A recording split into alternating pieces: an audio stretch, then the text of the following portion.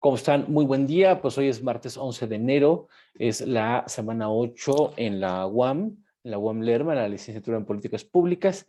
Y bueno, en esta OEA2 sobre fundamentos del Estado moderno, estaremos comenzando nuestra segunda clase del genio de Königsberg, de, de Oikelingrado, Immanuel Kant. Bueno, pues doy la más cordial de los saludos a Letze, Areli, a Dana Paola, a Estivalis, a Fernando, a Luis Ángel y a Mariel Maín. Muy buenos días. Pues ahora sí empiezo a compartir pantalla. Me voy a mi presentación. Y bueno, nada más voy a hacer ahorita brevemente un repaso. Para que quede muy claro. Con esta imagen iniciamos la otra vez. Tradicionalmente con la imagen que inicio es con esta, ¿no? Pero bueno, no hay ningún problema. Habíamos señalado que esta frase, este parágrafo, que está en crítica de la razón pura, perdón, en crítica de la razón práctica, finalmente fue lo que quedó como epitafio de Kant, ¿no? En su, en su tumba es lo que viene grabado, ¿no? Ni más ni menos. Y es una de las frases más habituales a las cuales acceder con Kant, ¿no? Eh, bueno, nada más vimos ahí algunas ediciones, unas primeras ediciones de este libro, del Crítica de la Razón Pura, el Kritik der reinen Vernunft, como ustedes pueden ver allí, ¿no? De 1781, y luego las otras dos críticas. Acuérdense que para analizar Kant hay tres críticas. Aquí nada más vamos a analizar un poco la de Crítica de la Razón Pura, pero en realidad hay otras dos críticas, la crítica de la razón práctica y la crítica del juicio. ¿Vale? Bueno, habíamos dicho que cada vez que te topes con un tipeja de esta fauna, ¿no? Que están en los gimnasios y dizque leyendo un libro, ¿no? Y como su mente da para mucho, tienen un libro de Kant por un lado y por el otro lado están haciendo pesas. Este tipo de tonterías, ¿no? Muy, muy de nuestra época. Yo sí les pediría que tengan mucho cuidado porque, pues, en realidad, como aquí nos recuerda el profesor Juan Solé, pues en realidad Kant no es para estarse leyendo en la playa o en el camión o en un lugar de estos que donde nos gusta que nos saquen fotos para que vea a todo mundo que leemos, ¿no? Entonces hay que tener mucho cuidado. Sobre todo porque aquí también sale a colación que el estilo de Kant es muy, dicho en palabras de Solé, es muy árido. Es decir, si tú empiezas a leer a Kant, dices, híjole, o sea, este güey no le interesa que lo leamos, ¿verdad? O sea, y claro, es un tipo que está escribiendo donde está pensando una nueva metafísica, no está pensando en caerle bien a la gente, ¿eh? O sea, no es Paulo Coelho, no es no son de estos escritores que quieren vender 1000 libros y decir frases bonitas, sino que tú cuando te das cuenta empiezas a leer a Kant y dices, híjole, a ver, ¿qué dijo?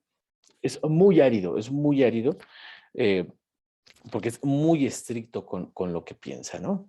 Entonces, sí, es difícil leer a Kant, es difícil, y más en alemán, porque habíamos dicho también que no hay muchas buenas traducciones. Este libro, que la clase pasada también incluso lo comentamos, lo pusimos ahí frente a la cámara, los libros, de un libro del Fondo de Cultura Económica, de la UAM y de la UNAM, edición bilingüe, me parece que es una buena edición, es una buena traducción para empezar a leer a Kant, ¿no? Hay N cantidad de literatura sobre Kant, o sea, hay no se los miento, no les miento, Hay miles de libros sobre Kant, miles, cientos, no sé cuántos haya, pero sobre todo en la UAM tenemos muy buenos kantianos, kantianos de lo más serio que hay en lengua castellana, ¿no? Pero Kant ha dado para mucho. Algo que no señalé en la clase pasada y que ahorita reitero es que hay dos cosas que me preocupan con Kant, bueno, que llaman mucho mi atención. El primero es que los derechos humanos, el tema de los derechos humanos hoy en boga, ¿no? Para quienes no sepan, digo, pues son alumnos pues todavía de primer año, de segundo trimestre. Yo me dedico justamente a analizar políticas públicas con enfoque de derechos, ¿no? O trato de indagar de cuáles son los contenidos esenciales en cada una de las fases de la política pública, pero con enfoque de derechos, con enfoque de derechos humanos. Entonces ya, si hay oportunidad más adelante en otros trimestres, pues veremos cómo toda la política pública con el enfoque de derechos cambia. Es otra forma de ver la política pública. ¿Por qué lo señalo en este momento? Porque los derechos humanos, que son tan hegemónicos en nuestra actualidad, para bien y para mal, eso a ver si luego lo discutimos, ustedes se darán cuenta, Andrés Manuel, la izquierda, la derecha, los organismos multilaterales, los actores privados, la sociedad civil, todo el mundo habla de derechos humanos, todo mundo, ¿no? Y todo el mundo cree que los derechos humanos son derecho, creen que el derecho humano es derecho, ¿no? Entonces, obviamente hay un marco normativo que rige el derecho humano, pero no todo derecho humano es una ley, ¿no? Los derechos humanos no son ley. Esta idea proviene de Kant, justamente, ¿no? Creo que la discusión actual sobre los derechos humanos y algo de la política pública con enfoque de derechos tiene mucho que ver en su núcleo con Kant. Uh-huh. En esta clase vamos a decir por qué, porque vamos a pasar a crítica de la razón pura, a crítica de la razón práctica, donde nos vamos a encontrar con una nueva metafísica. Y aquí viene a colación el eterno dicho de, es que esto es kantiano. Vamos entonces hoy a ver en esta clase qué es lo kantiano. Entonces, había dicho que me preocupaban dos cosas con Kant. Uno, la hegemonía que tiene Kant en los derechos humanos y por lo tanto en las políticas públicas con enfoque de derechos humanos. Y dos, en realidad en toda la epistemología de las ciencias sociales. Porque sí, no me dará tiempo de desarrollar esta idea porque no es parte del temario y es otro tema, pues. Pero desde mi punto de vista, bueno, yo me sumo a los que creen que las ciencias sociales están iba a decir cantinizadas, pero se refiere a cantina, cantizadas, ¿no? Las ciencias sociales son cantizadas, porque hay un halo moral en las ciencias sociales, ¿no? Que a mí no me gusta. Por eso me parece que es importante entender a Kant para poder pasar a Hegel.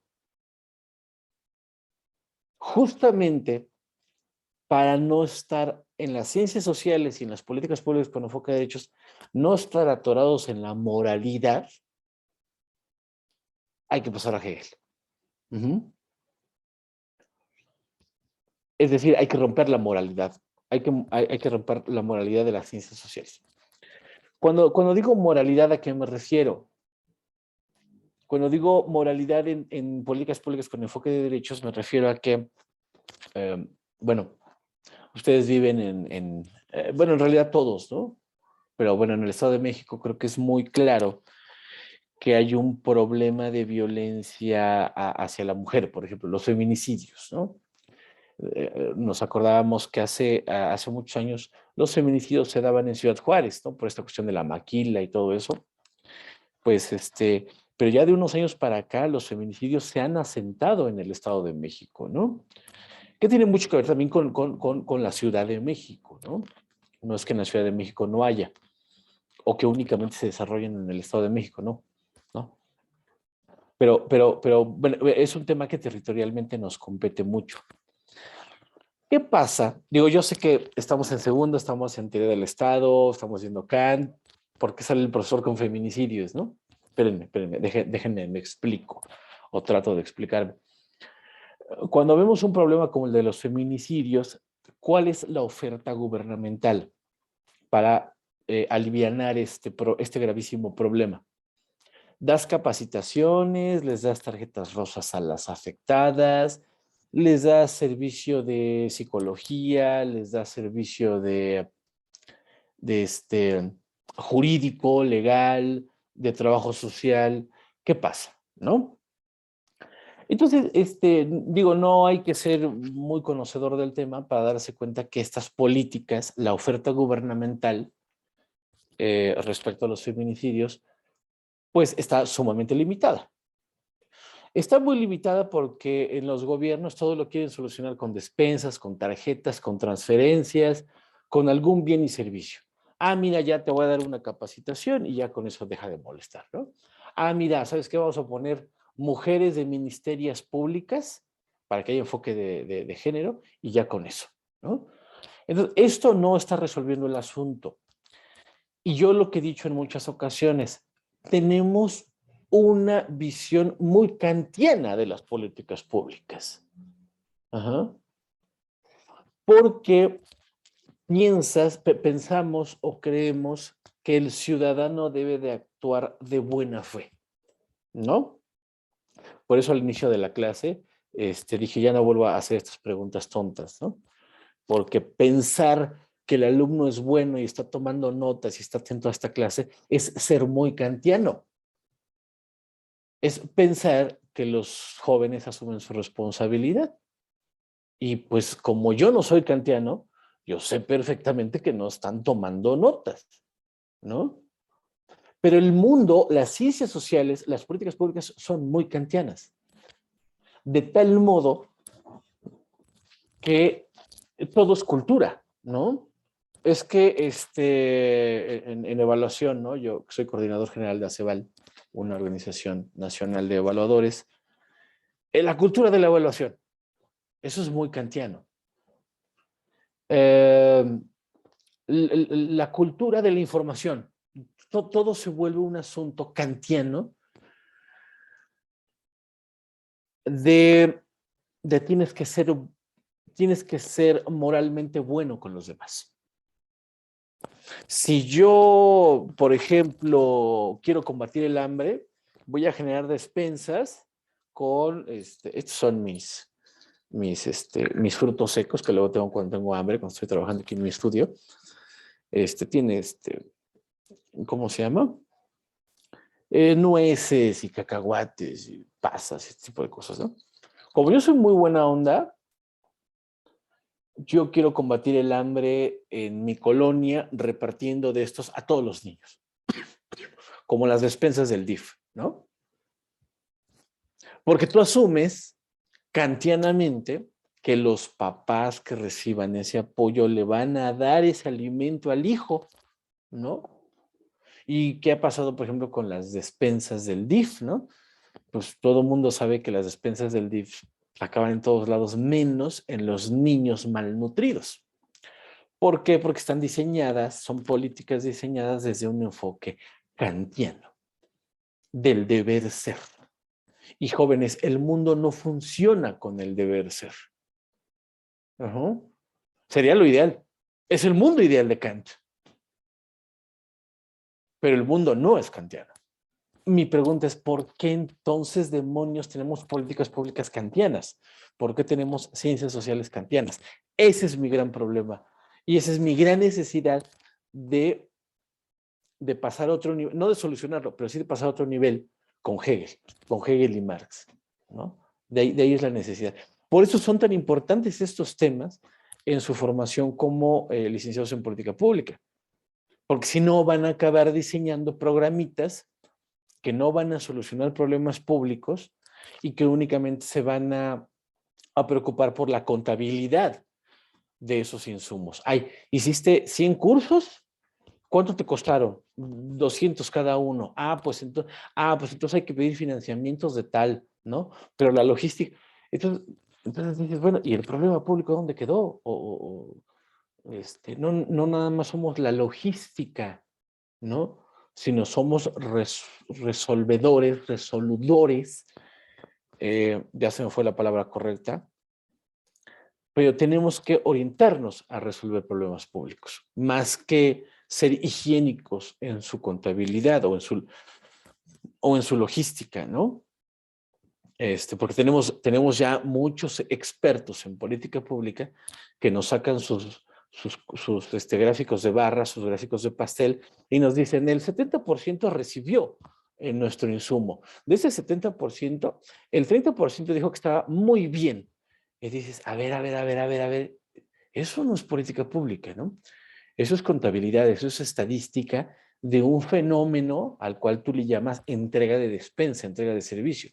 Pero la política pública es mucho más compleja que eso, ¿no? Entonces hay que recomplejizar a la política pública para que esta recomplejización de la política pública adopte la complejidad de los problemas públicos.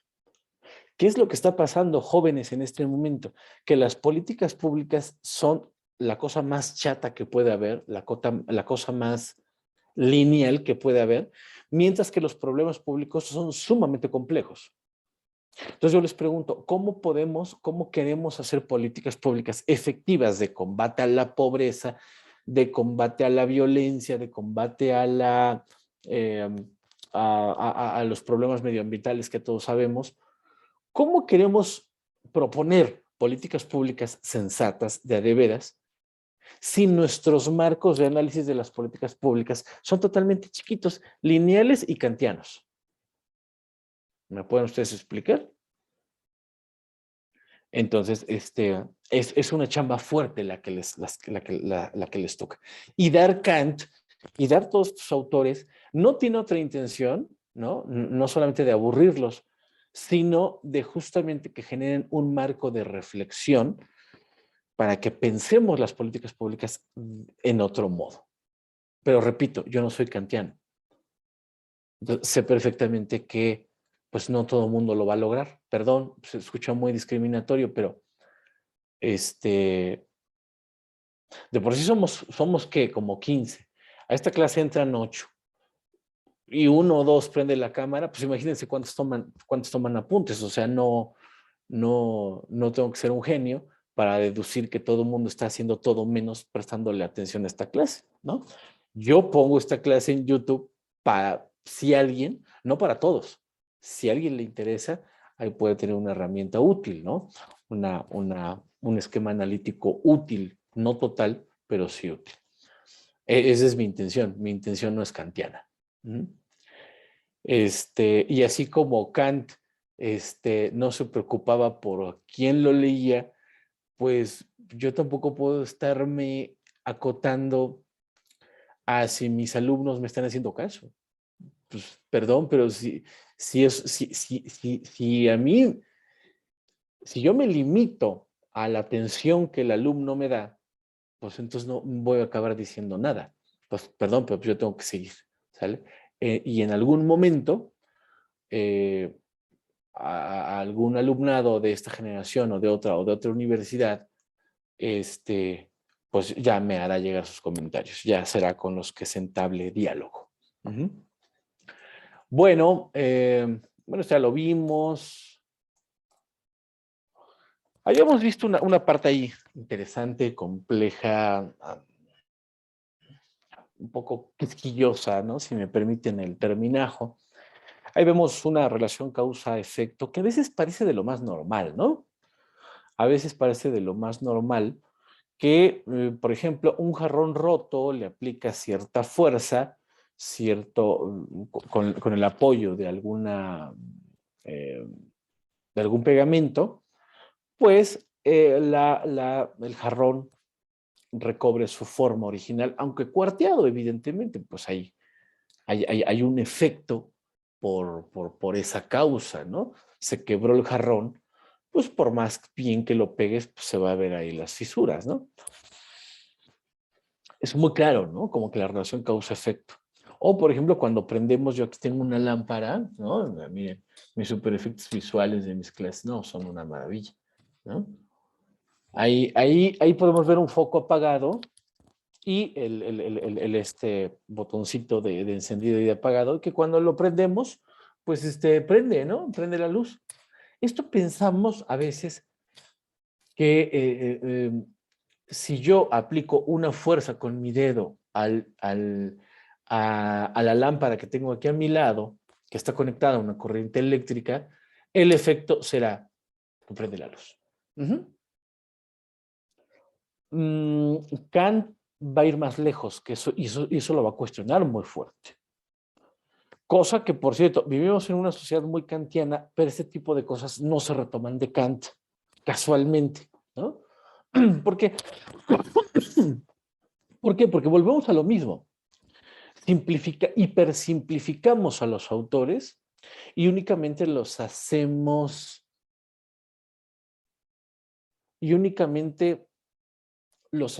útiles a una necesidad espontánea. Entonces, todos estos sistemas de pensamiento son mucho más complejos de lo que pensamos. Por eso hay que ver a los autores en su magnitud, no solamente en frases o en hechos aislados. ¿Vale? Bueno, ahí vemos un foco, prende, apaga, causa, efecto, bla, bla, bla.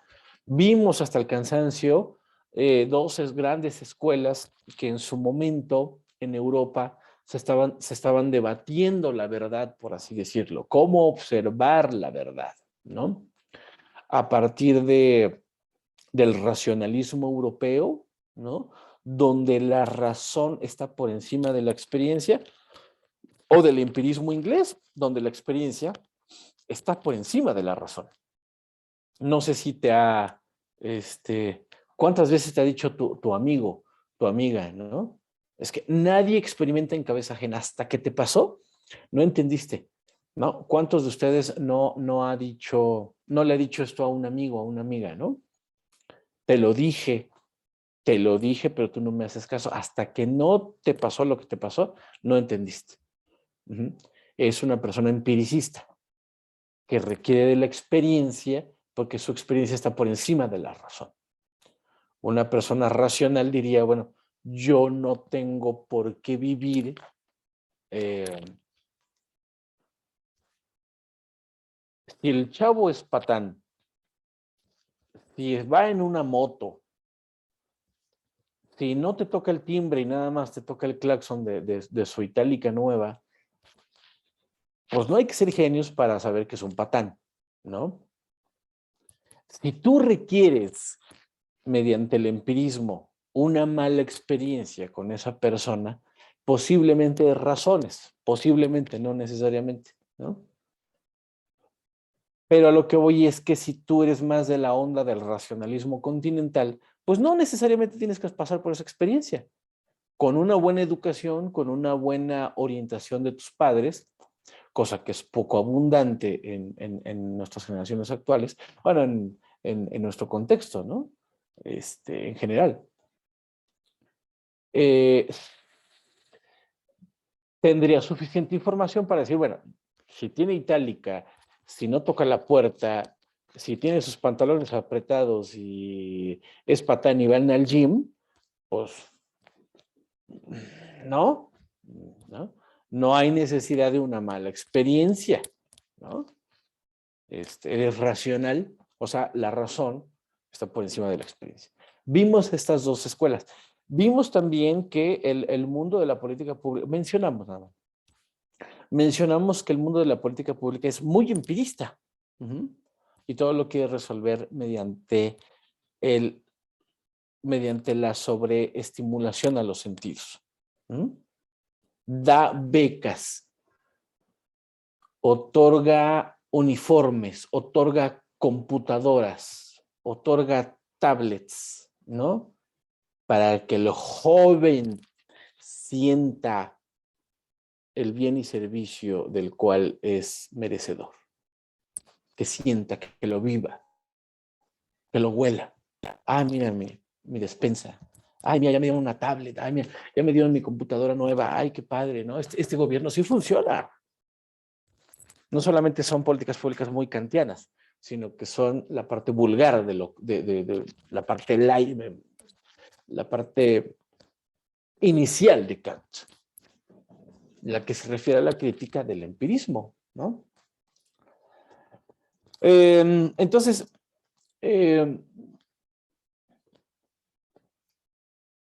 vimos con Kant estos dos grandes sistemas de entender de entender la verdad, de razonar, una con el entendimiento, otra con la sensibilidad, una con el entendimiento en tanto racionalismo europeo y sensibilidad en tanto empirismo inglés.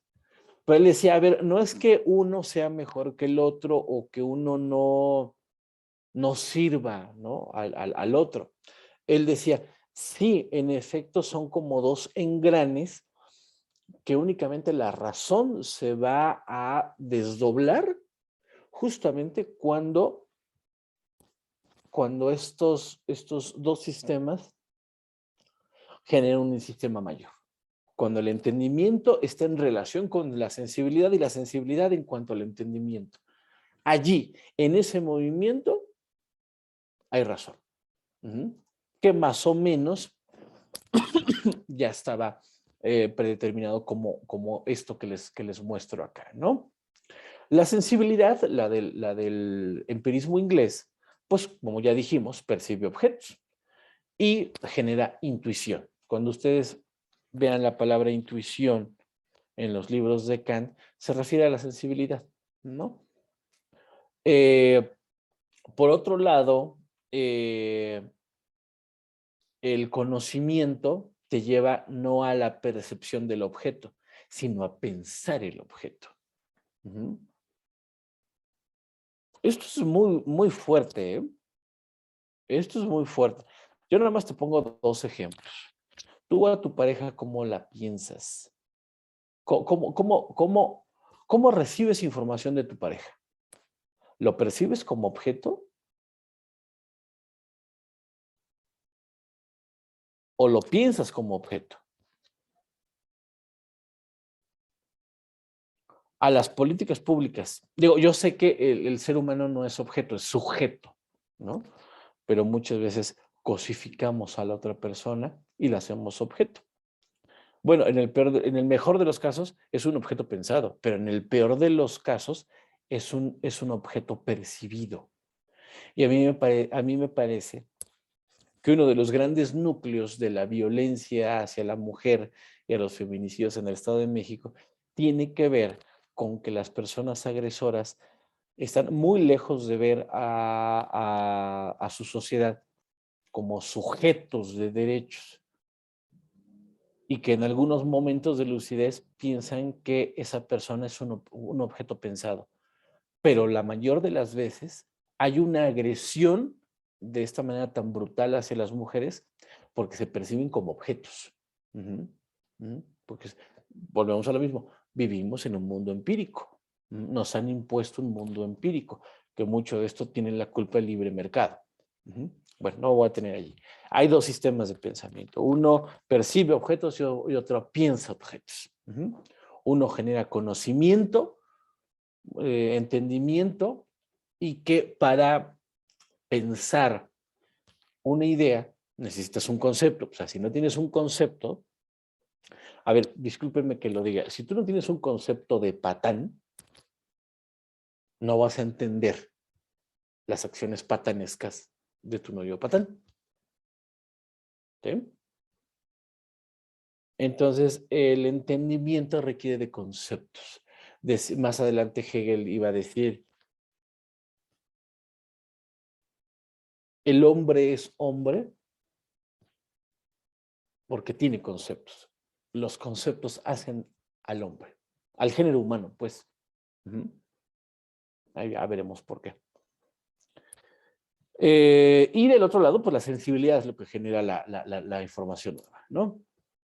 Pero, ¿qué creen? ¿Qué creen? Esto lo dijimos muchas veces.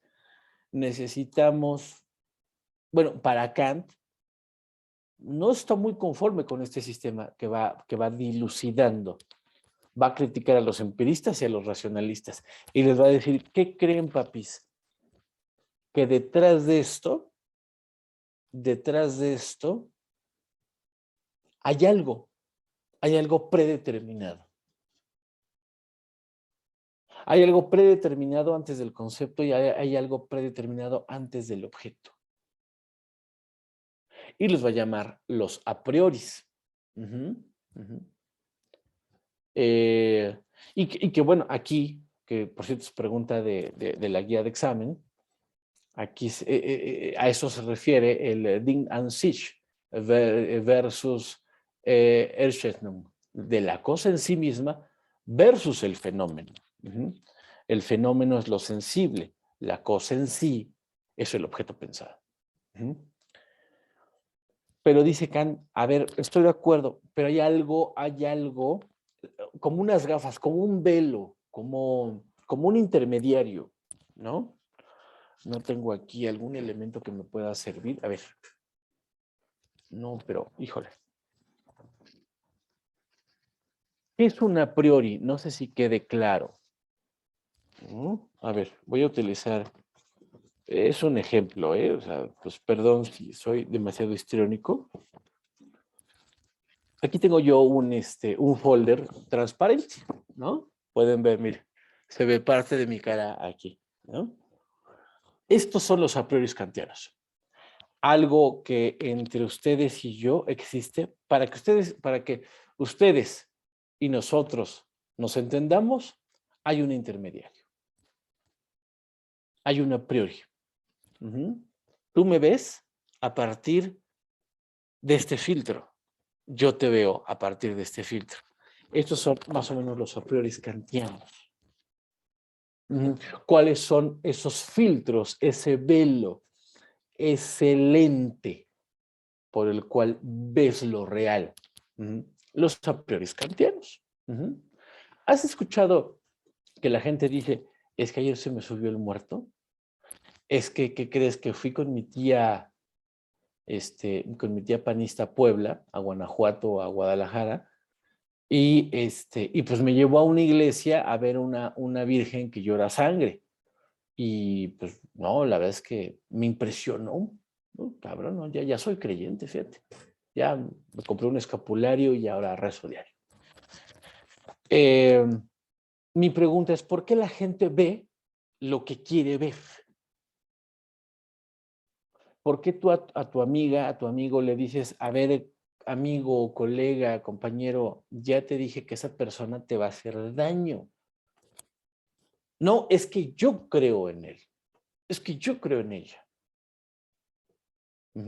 Hay un velo, hay un intermediario, pero que tiene una estructura kantiana.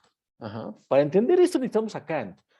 Esto que vulgarizo con estos ejemplos, lo hago de este modo para señalar la importancia de Kant en nuestras vidas. Cómo estos autores nos enseñan a pensar. Ya, entonces dijimos que los a priori kantianos para el mundo de lo sensible son el tiempo y el espacio.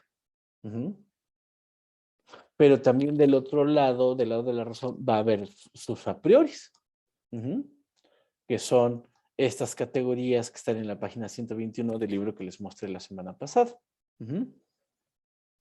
Son 12 categorías en 4 grupos que tienen que ver con la cantidad, la cualidad, la relación, la modalidad. De tal modo que entonces Ding an sich versus Erscheinung, perdón mi alemán, evidentemente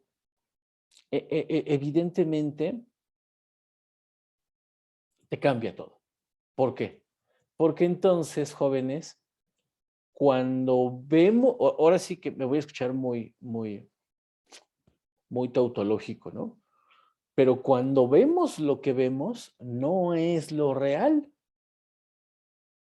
En realidad, el principio de causa-efecto no es, al menos en ciencias sociales, no es tan simple como parece. ¿Por qué? porque hay a prioris en la relación causa-efecto. Si lo ves desde el punto de vista empírico, entonces hay a prioris de tiempo y espacio. Si lo ves desde el punto de vista racional teórico, hay 12 categorías para explicar esto que está ahí en tu vista. Entonces, la relación causa-efecto no es tan sencilla, no es tal. Por eso la gente cree. A ver, explíquenme ustedes por qué allá afuera la gente cree en Andrés Manuel. ¿Por qué la gente odia a Andrés Manuel? Yo parto del hecho kantiano de que los dos están en el mismo error. Tanto quien odia y quien ama a Andrés Manuel están metidos en el mismo problema. Los dos están cegados por un a priori que les determina qué ver.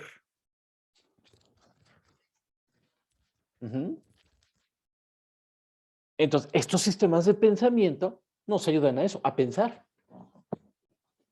a entender este velo y quitarnos la playera de Morena, o la del PRI, o la del PAN, o la de Juventudes Revolucionarias, o la de...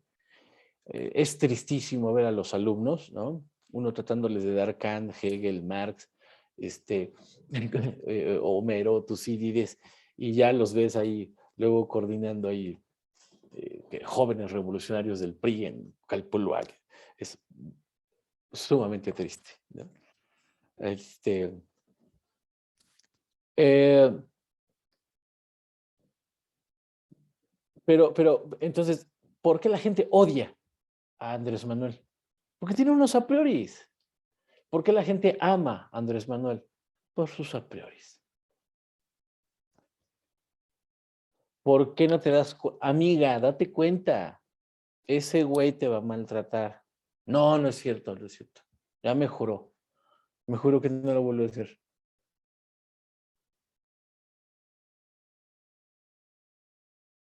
Obviamente crees en lo que quieres creer. Por eso la gente ve crucifijos sangrar. Por eso la gente ve fantasmas en la noche. Por eso la gente cree en los muertos vivientes, como Fernández de Ceballos, por ejemplo. No, ese es otro ejemplo.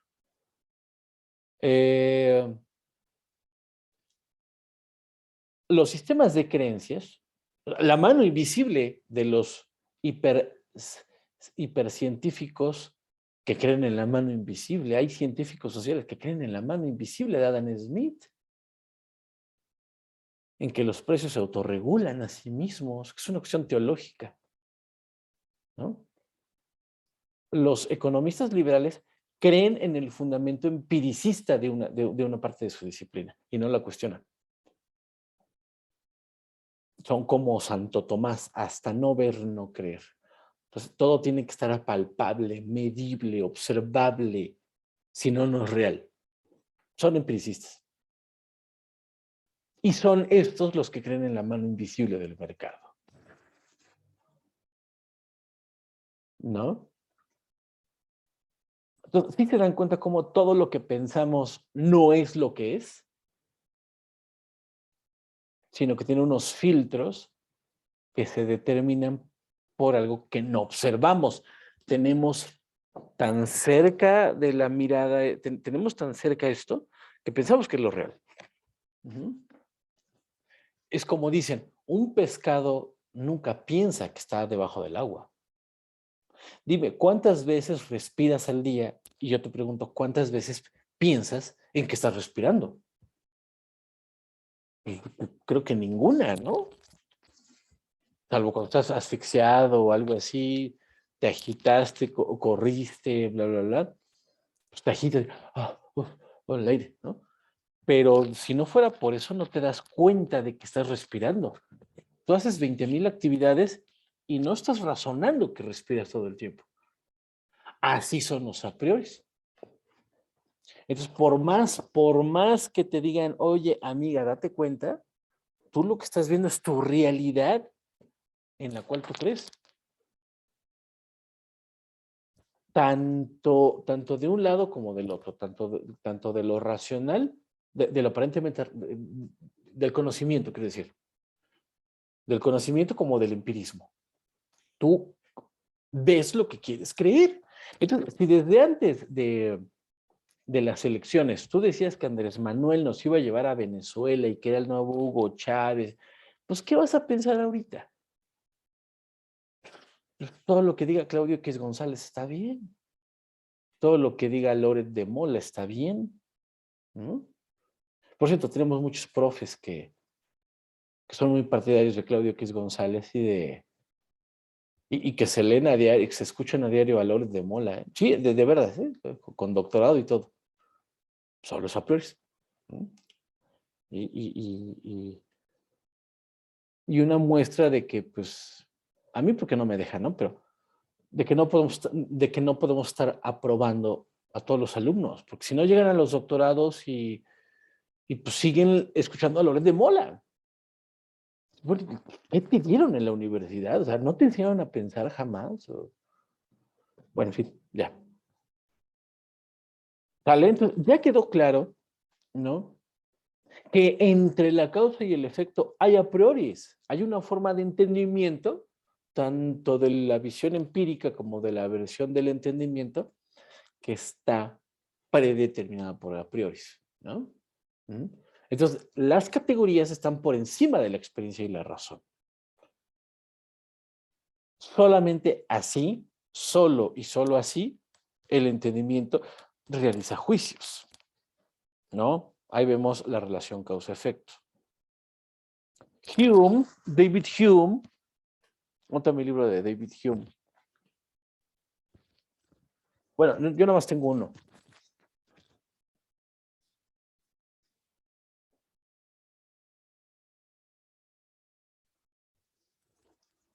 No, no es cierto, tengo dos. El de Ensayos Morales y Políticos. Yo les recomiendo esta editorial Osada, es bastante buena. Y Investigación sobre el entendimiento humano. Esta persona ayudó, no saben cuánto, a Kant, ¿no? Obviamente, pues yo les voy a recomendar, pues, a que se lean a David Hume, que fue empirista, ¿eh? Fue empirista inglés, escocés de la Escuela Escocesa del Empirismo. Pero ya Hume ya había dicho antes que la relación causa-efecto no tiene un principio universal causal. O sea, no hay un principio universal causal. Esto va a ser muy importante en política pública porque te van a decir, toda causa tiene su efecto, todo efecto tiene su causa y todo es una cadenita de causa-efecto, causa-efecto. Y por lo tanto, la política pública va a pretender agarrar una parte de esa cadena y la va a tratar de solucionar. Y dices, creo que no leyeron a David Hume estas personas, ¿no? Sí. Cada vez me topo con expertos en política pública que no leen, pero ni el libro vaquero, ¿no? Eso queda claro, ¿no? Y eso pasa también cuando pertenecemos a una disciplina, políticas públicas, en la cual no hay que estudiarla, solamente hay que decir que eres experto en política pública y ya todo se soluciona, ¿no? Es algo triste y algo que les debe de preocupar a ustedes, porque ustedes sí se están tomando la molestia, bueno, es un decir, ¿no? Ustedes sí están tomando la molestia de estudiar 4 años políticas públicas. Hay personas que yo incluso he escuchado que hablan mal de la política pública y pasan 2 años, los vuelvo a ver y ya tienen un libro de política pública. Y dices, pues no que odiabas la disciplina y decías que esto era no sé qué. En fin. Entonces, la política pública es tan noble, es una disciplina muy noble, que incluso acoge a sus enemigos. Entonces, hay que ser un poquito más justos con la disciplina, ¿no? Lo que critica Kant de todo esto es que entre causa y efectos hay subjetividades. Es un problemón, ¿eh? Ese es un problemón porque en ese caso, si toda la ciencia conocida hasta ese momento se basa en el principio causa-efecto y dice Kant, toda relación causa-efecto está llena de subjetividades. Luego entonces, ¿qué cree? Dice Kant, todo lo que conocemos como ciencia está basado en un error. Vean en las cosas que se mete Kant.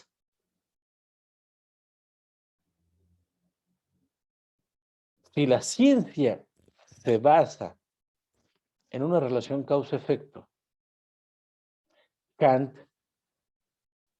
con sus a prioris, encuentra que hay múltiples subjetividades entre la causa y el efecto. Por lo tanto, los principios de la ciencia no pueden ser sino un error. Vean de qué tamaño son las críticas que hace Kant. Sin internet, sin gas, sin CONACYT, sin becas, sin luz, sin agua. 1750 por ahí.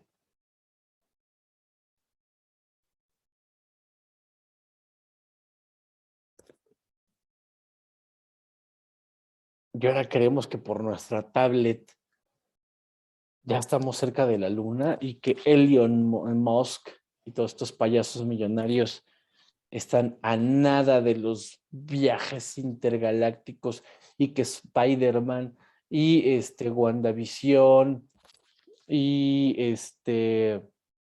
pues hasta Space Jam, ¿no? La otra vez me estaba soplando Space Jams con LeBron James y pues todo es algoritmo y todo es viajes en el tiempo y todos viajes interdimensionales y uno piensa que eso es moderno. Uno piensa que está a nada de tocar los viajes interestelares. Y dices, no, esa es la soberbia del presente. Ese es el presente que se cree muy soberbio y cree que vive en la mejor etapa de la humanidad, ¿no? Y que pues, todos los que vivieron antes pues eran casi cavernícolas que se comían así entre ellos, ¿no? Eso pensamos. Como no sabemos en qué consiste el pasado, pensamos que todo es algoritmo, todo es viajes interdimensionales, multiversos, vean la cinematografía. Yo por eso les he pedido que utilicen a la cultura, a la cultura pop para explicar sus videos, ¿no? Para que vean cómo se ha filtrado ideológicamente una forma de pensar que nos ha impuesto la idea de que somos mejores, que somos los campeones de la historia. Es una estupidez.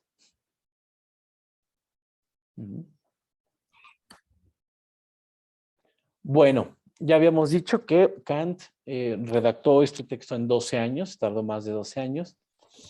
Y aquí ya voy a entrar, sí, Soledad, ¿alguna cuestión? ¡Ay, quítate! Ay, sí, les digo que cuando les digo que no pelan esta clase, no es broma, ¿no?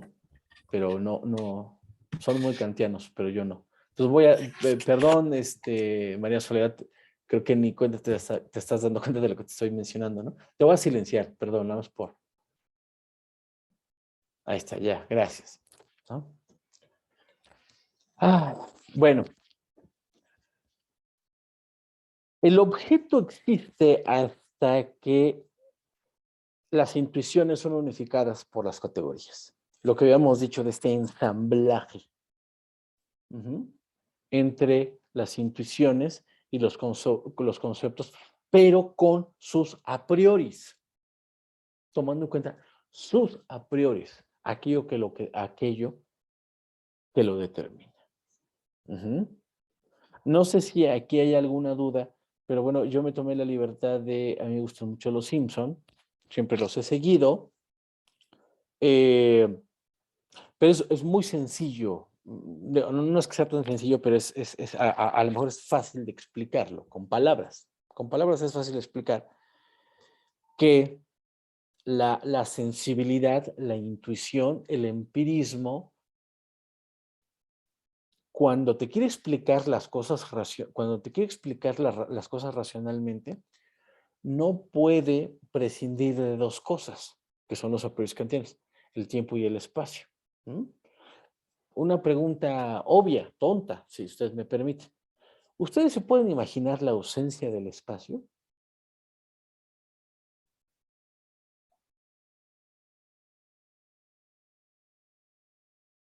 Explíquenme cómo poder ver, cómo poder pensar la ausencia de espacio. Y como sabemos, sin tiempo, pues no hay espacio. Ujú. Entonces, cada vez que hablemos de cosas, de esto que captan los sentidos, algo, mi teléfono, mis libros, mis copias, mi fotocopiadora, mi computadora, todo lo que tiene verificabilidad empírica, tiene verificabilidad empírica porque requiere de tiempo y de espacio. Punto. No hay más. Es así de fácil, así de complejo. Ujú. Lo mismo pasa con las 12 categorías del otro lado del conocimiento. Denme un segundo, ¿no?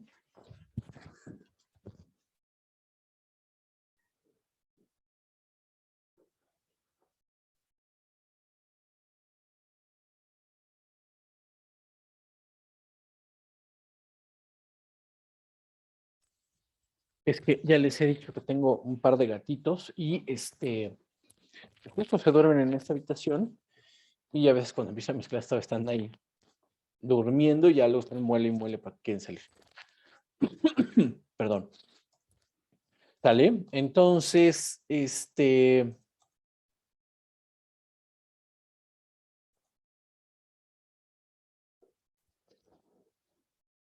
¿ya se conformó Kant encontrando todo esto? No, sino que Kant sigue y sigue sacándole problemas. O sea, entre más va perfeccionando su sistema de pensamiento, siempre le sale algo más complicado más adelante, ¿no? Eh, entonces decíamos que esto que en un principio pues, es la epistemología kantiana, esta idea de que conocimiento y objeto se conforman a la vez, aquí, aquí, aquí. Esta es la epistemología kantiana. Cuando la intuición en tanto sensibilidad se asocia, se vincula, se intersecta con el conocimiento en tanto entendimiento, pero con sus respectivos a priori. Volvemos a lo mismo. Esta es la discusión entre la cosa en sí misma y el fenómeno. Entonces, no me confundan la cosa en sí. Este es un bolígrafo, ¿no? Digo, todo el mundo los conoce. Un bolígrafo. Yo les pregunto, ¿esto es un fenómeno o esta es la cosa en sí? Quien me conteste lo segundo está reprobado. Esto es un fenómeno que parte de una idea. La idea es lo que posibilita que se materialice esto. Esto es un fenómeno, no es la cosa en sí. La cosa en sí es el objeto pensado con sus a priori, según Kant. Ese es lo real para Kant desde el punto de vista del entendimiento. Entonces, no me confundan cosas con ideas, porque luego van a acabar haciendo políticas públicas donde quieren cambiar la pobreza entregando cosas. Entregando despensitas. Entonces, no, se hace falta filosofía política a la política pública, ¿eh? Hace falta mucho, mucho. Bueno, ya quiero pasar de este tema, ¿no? Pero no me queda claro si es suficiente la explicación.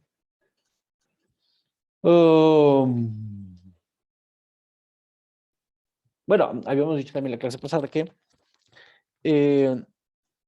esta forma de ver el plano físico y metafísico, más allá de lo físico, ¿no?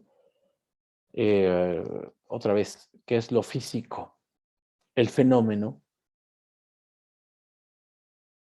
¿Qué es lo metafísico? La cosa en sí misma. Está más allá de lo físico. Lo metafísico. Entonces, hay también hay una metafísica kantiana. Cuando escuchen metafísica kantiana, no crean que estamos hablando de magia y de brujos y de pócimas. Es otra cosa, ¿no? Estamos hablando de la de una epistemología científica, de una metafísica científica, de una metafísica filosófica. Entonces, no es magia, no son brujos contra hechizos y nada que ver. Sin embargo, Kant se va a tomar la molestia de preguntarse, ¿esto se puede aplicar a las matemáticas también? ¿Esto se puede aplicar a la física también? ¿Esto se puede aplicar a las ciencias naturales? ¿O solamente para mis cuestiones sociales? Para mis cuestiones filosóficas. Entonces, en realidad lo que busca Kant es un sistema de pensamiento universal que sea aplicable a toda la ciencia del momento, a la matemática, al arte, incluso a comprobar la existencia de Dios. Así de complejo y brutalmente genial era Kant. Dicho en forma más sencilla, Kant busca un sistema de pensamiento que compruebe la existencia de Dios al mismo tiempo que dé cuenta de cualquier objeto. Y dicen que la modernidad, en la actualidad somos modernos, somos la mejor generación que ha tenido la humanidad. Por Dios, por Dios. Somos una nueva, pertenecemos a una nueva era medieval. Digo, no en el primer mundo, no en la potencia mundial, que bueno, es una potencia en decadencia. No en Estados Unidos, la gente piensa que vivimos que son terraplanistas. No, hasta los grandes deportistas no se quieren vacunar, son antivacunas. Esa es tu generación, esa es tu generación ilustrada, la que no se quiere ni siquiera vacunar, la que mata perros, la que come cartón, la que come plástico. Ese es tu éxito civilizatorio. Por favor, señores, entiendan, nos estamos aproximando a una nueva Edad Media. Por favor, entiéndanlo. Y solamente con este tipo de sistemas de pensamiento lo vamos a entender, ¿no? No con el multiverso y con WandaVision o con los algoritmos matemáticos de Space Jam. No, esto viene con la filosofía. Y aquí nos quedamos, si no mal recuerdo, aquella vez. Tenemos entonces que la nueva metafísica kantiana, llamada idealismo trascendental, la dialéctica trascendental, el Vernunft, la verdadera razón, ¿no? Bueno, es que aquí también hay una cuestión un poco tautológica con Kant. La crítica de la razón pura, la crítica que le va a hacer a la razón, es que dice que no se puede criticar puramente a la razón. La razón pura no se puede criticar. Por lo tanto, hay que criticar la pureza de la razón. Ese es el sentido del libro que quiere dar Kant con esto. Entonces, genera categorías, genera moldes, donde todo esto que hemos estado diciendo lo va organizando, lo va sistematizando, lo va organizando, ¿no? Y aquello que descubrieron los empiristas, no que descubrieron, sino que ejecutaron muy bien los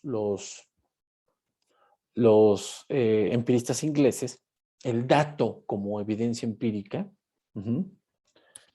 estos que se basan, tienen una base en la matemática y en la geometría, ¿no? Los evidenciólogos requieren de tiempo y requieren de espacio. Requieren de tiempo para expresarlo matemáticamente y espacio para expresarlo geométricamente. Mucho de la política pública tiene que ver con eso, ¿eh? ¿Y dónde está tu gráfica? ¿Y dónde está tu cuadro de Excel que te contiene la verdad? ¿Dónde están? ¿Dónde están tus cuestionarios? ¿Dónde están tus bases de datos? ¿Dónde están los números? Si no hay números en este trabajo no es científico. No leíste a Kant, ¿verdad? O sea, me queda claro que no leíste, pero ni a Kant. Digo, ya digamos Hegel o Marx. Kant ya no lo leíste, no, esas son apenas una expresión, una forma de organizar los datos es mediante la matemática, pero no es la verdad, no es la razón. Eso, si acaso, apenas te dará cuenta de un fenómeno que Kant lo va a llamar trascendental, la cosa trascendental. Y del otro lado, los conceptos y las categorías que van a formar lo nouménico, tendrá que ver con esta parte de la razón por encima de la experiencia. El idealismo, el conocimiento se fundamenta en las ideas. Alguien dirá, y yo me sumaría a ellos, todo es una idea. Hegel va a decir más adelante, todo es una idea. Lo único universal es la idea. Y tiene razón. Entonces, por eso dijeron, es que Hegel es totalitario, porque dice que el concepto es la totalidad del pensamiento entendido. Es un totalitario. A ver, ¿no? Hay mucha desinformación en nuestro mundo civilizado del siglo XX y del siglo XXI. Pero llegando a este punto, Kant se sigue preguntando cosas, o sea, él no está todavía seguro de su sistema. Lleva 12 años pensando esto, todavía no está seguro. Dice, ¿cuáles son sus juicios sintéticos a priori? ¿Cuáles son los juicios sintéticos a priori? Ya no de la analítica trascendental o de la estética trascendental, que como sabemos, pues sus a priori son el tiempo y el espacio, y del entendimiento, pues será cantidad, cualidad, relación, modalidad. Sí, pero de este nuevo dialéctico trascendental, de este nuevo idealismo trascendental, ¿cuáles son sus a prioris? Si aquello tiene sus a prioris, debe de tener otros a prioris, ¿no? ¿Cuáles son? ¿Cuáles son? ¿Cuáles son los a prioris en metafísica? ¿Cuáles son los a prioris para pensar en Dios o la existencia del alma? Híjole, qué cosas, ¿no? Maravillosas. O sea, por eso cuando se habla de Kant, la gente no tiene otra, o sea, por eso se escogió justamente esta frase en el epitafio de Kant. Cuando murió le pusieron una placa con esta insignia. Vean, es que en realidad es lo que está haciendo Kant. O sea, dos cosas colman el ánimo con una admiración y una veneración siempre renovadas y crecientes. Cuanto más frecuente y continuadamente reflexionamos sobre ellas, el cielo estrellado sobre mí y la ley moral dentro de mí. O sea, ¿me pueden decir que la ciencia moderna es mejor que esto? Por favor. O sea, en serio, ¿no? Entonces, aquí va lo que ya les comentaba, ¿no? Entonces, la razón como posibilidad de la deducción radica principalmente en romper con esa vieja metafísica y posibilitar una nueva capaz de tener solidez científica. ¿Cómo? Únicamente rompiendo con los absolutos. Cosa que le va a criticar más adelante Hegel. Es decir, paradójicamente el problema de la vieja metafísica es o era la razón absoluta, la razón pura. Ese es el problema. Ese es el núcleo del libro. No podemos analizar a la razón como hecho puro. Pues crítica de la razón pura.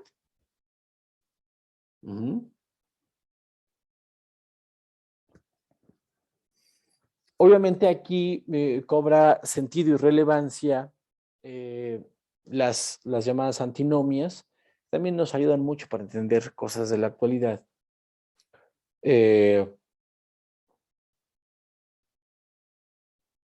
Donde podemos ver o establecer dos posturas contrarias, siendo posible demostrar cualquiera de las dos.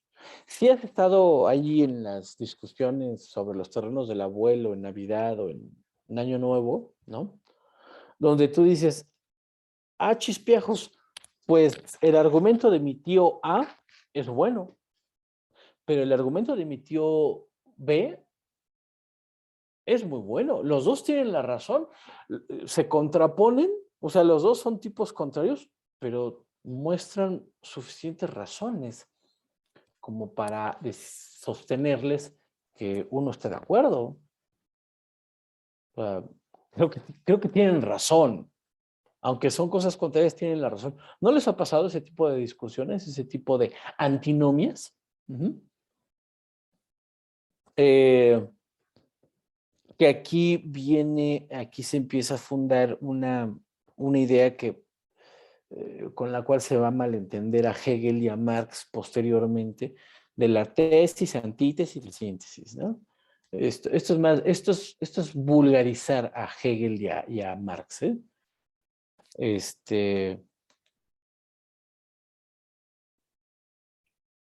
Pero bueno, toda tesis tiene su lado contrario, tiene su antítesis, ¿no?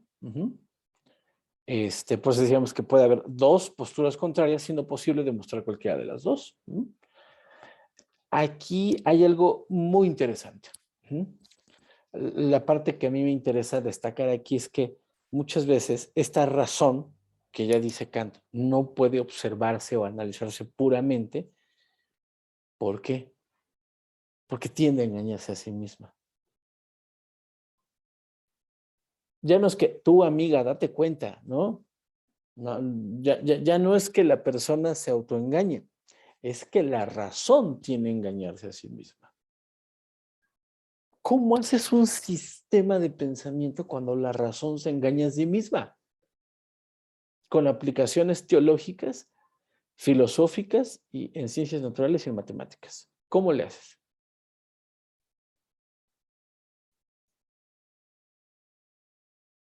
Bueno, y aquí ya hay un desdoblamiento. Termina el libro Kant, Immanuel Kant, y se va a la crítica der praktischen Vernunft, a la crítica de la razón práctica y la crítica del juicio, ¿no? Son otros textos donde me parece, bueno, donde Kant va a finalizar, entre comillas, su obra. Y aquí es donde vamos a finalizar con lo que empezamos, con la cuestión esta de la moralidad, ¿no? Ya ven que al principio les señalé algo de la moralidad, ¿no? De por qué los derechos humanos permean ahorita las ciencias sociales y por qué las ciencias sociales son kantianas. Y cuando las ciencias sociales son kantianas, pivotean en un eje central llamado moralidad.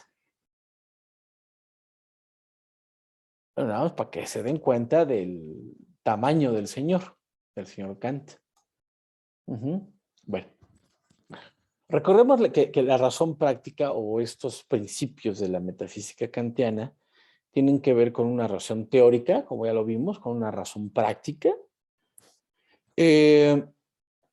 pero que más allá de los a prioris, o más bien el a priori de esa nueva metafísica, ¿sí se acuerdan? Aquí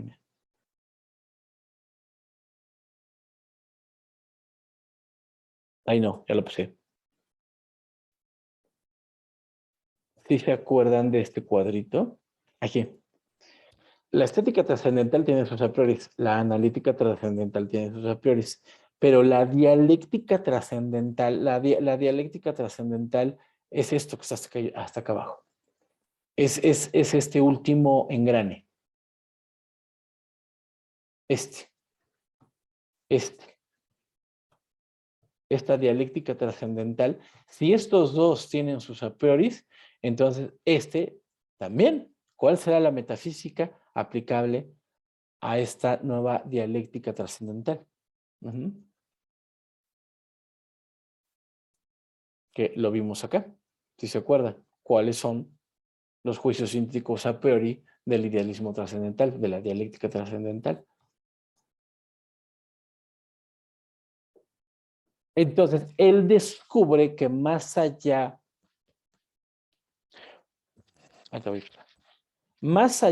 y aquí recurre mucho a Rousseau, a un otro que también ya revisamos, ¿se acuerdan? Que por cierto, bueno, ahorita les comento, esto es una anécdota. Para Kant va a señalar que hay una moral en nosotros.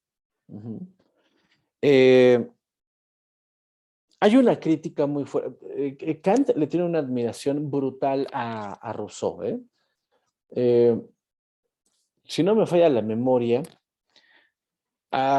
yo por ahí leí o escuché que así como hemos visto que es muy austero, nada estrafalario Kant, él en su casa, donde siempre vivió solo, ¿no?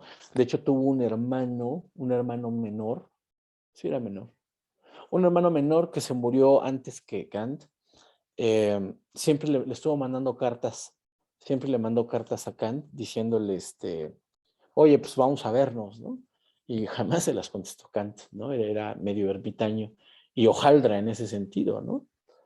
Creo que por ahí en algún momento tuvo los cuidados, ya muy enfermo, tuvo los cuidados de una hermana, pero él era un ermitaño, él vivía solo, siempre vivió solo, ¿no?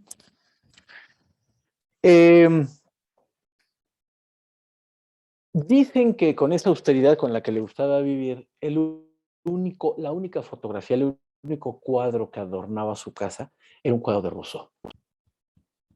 Un cuadro del maravilloso Juan Jacobo Rousseau, que vimos semanas pasadas, semanas anteriores. ¿Se acuerdan cuando con Rousseau habíamos señalado que si alguien no quiere ser libre, la voluntad general tiene que obligarlo a ser libre? ¿Se acuerdan que pusimos el ejemplo de, oye, hoy es el cumpleaños de Lupita, vamos a comprarle un pastelito, ¿no? Vamos a comprarle, pues, no sé, una coca o 10 vasos y pues, cortamos el pastelito ahí en el salón de clases entre una clase y otra. Nada más ahí es el símbolo, ¿no?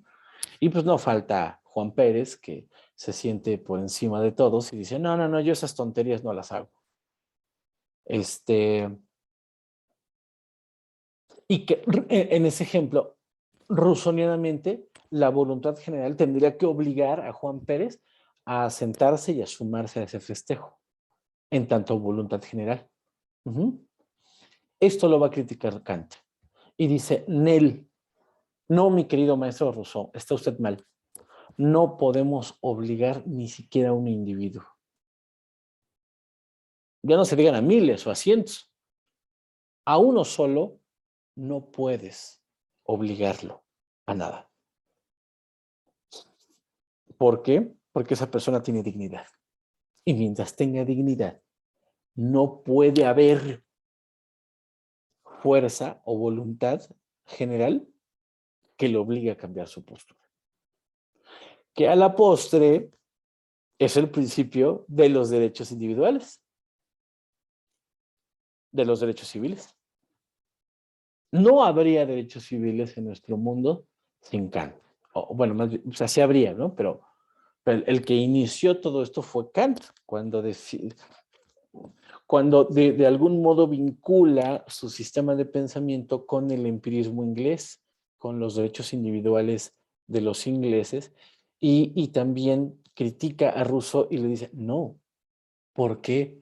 Porque todo individuo, toda persona, así viva en las zonas más feas y pobres y poco higiénicas, tiene dignidad. Y mientras tenga dignidad, no se le puede imponer nada. No sé si ayer escucharon o vieron, creo que fue una nota de antier, del domingo, pónganle que ayer, donde decían que no te podían obligar en los trabajos a pedirte tu certificado de vacunación. O sea, yo estoy a favor de las vacunas. Yo, Carlos Águila, estoy a favor de las vacunas. Y yo, como soy muy autoritario, yo sí obligaría a las personas a que, si quieres o no, te tienes que vacunar. Pero aquí hay un principio kantiano que te dice, Nel, no Rousseau. Todas las personas tienen dignidad.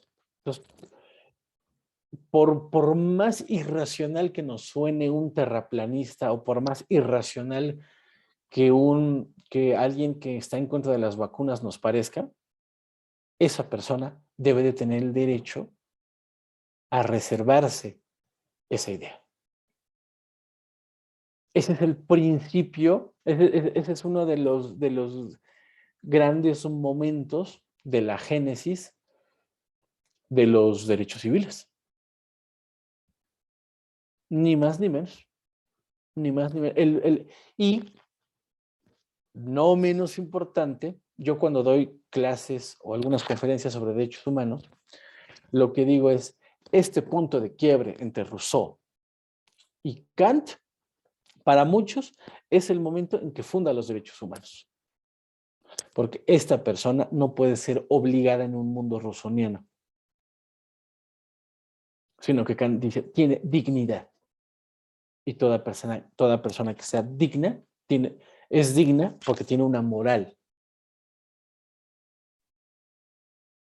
Tiene derechos humanos. Aquí se fundan los derechos humanos. Entonces díganme si no hay razones para leer a Kant, para leer a estos autores. Este tenista muy famoso que está en el Abierto de Australia, a mí ya me cae mal desde el sábado o domingo, donde en Australia no lo dejaron pasar, pues porque el señor Djokovic, ¿no? Este tenista serbio, creo que serbio, ¿no? Djokovic. No se quiso vacunar el señor, digo, con todos los millones del mundo y toda la fama, un atleta así súper profesional, ¿no? Unas capacidades físico-atléticas impresionantes. El señor, pues dice que no hay que vacunarse. ¿No? Digo, para que vean cómo está la modernidad hoy, ¿no? Bueno, gracias a esta moralidad kantiana, él jurídicamente pudo entrar a Australia.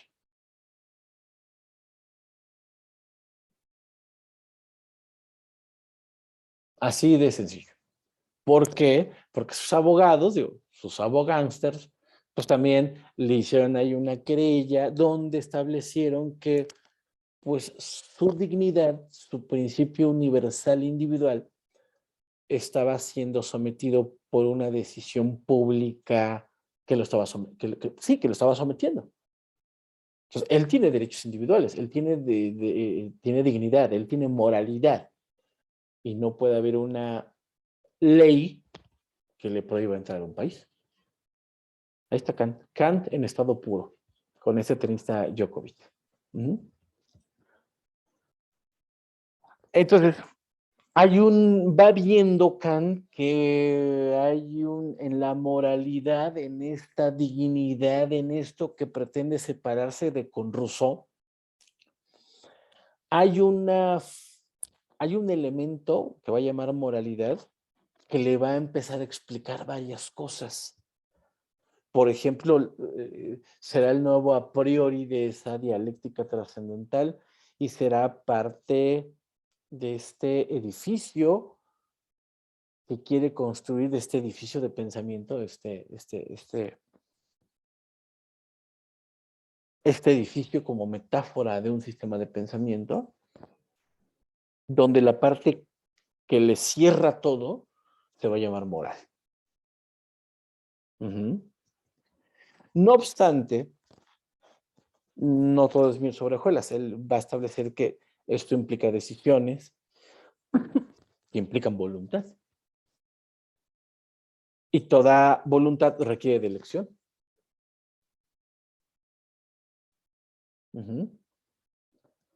Sin embargo, esa moral basada en la razón, Kant la va a llevar más allá. La va a hacer una moralidad universal. Una ley moral universal. Pero que también, acuérdense, él critica la pureza de la razón. Dice, no podemos ser tan absolutistas cuando analizamos la razón. Hay que criticar la pureza de la razón. La razón pura es lo que nos está generando problemas. Hay que ser más flexibles. Hay que pensar en una razón práctica. ¿Qué es esto?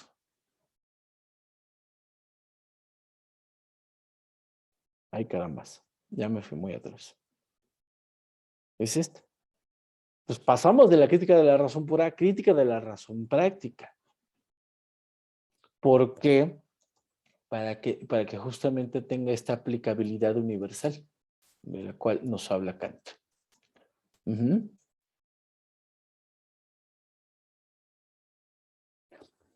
¿Cómo? A ver, jóvenes, ¿cómo podemos generar una ley moral universal, pero que también sea práctica?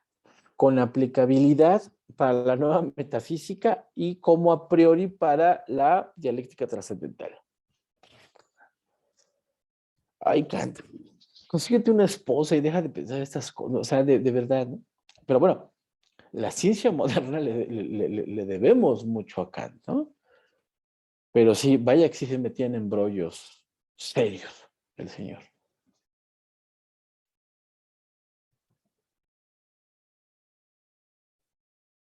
Pero, a ver, aquí hay algunas preguntas que nos conducen a nuestra posible respuesta. ¿Qué es aquello moralmente relevante, pero que tenga índole universal?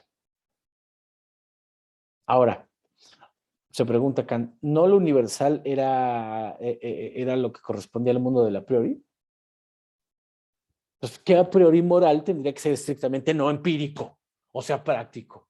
Puta madre, Kant, o sea, ¿en qué rollos te metes? Por favor, ten hijos y cómprate 2 perros y viaja a la playa y sácate fotos de idiotas, ¿no? No, es que esto sí, perdón, pero esto sí es ciencia. Es filosofía de la ciencia. A esto Kant lo va a llamar imperativo categórico, definido como el mandato derivado de una ley universal, que les va a sonar muy bíblico. Fíjense bien, obra, o sea, actúa solo según una máxima de la voluntad que puedas desear al mismo tiempo que se torne ley universal.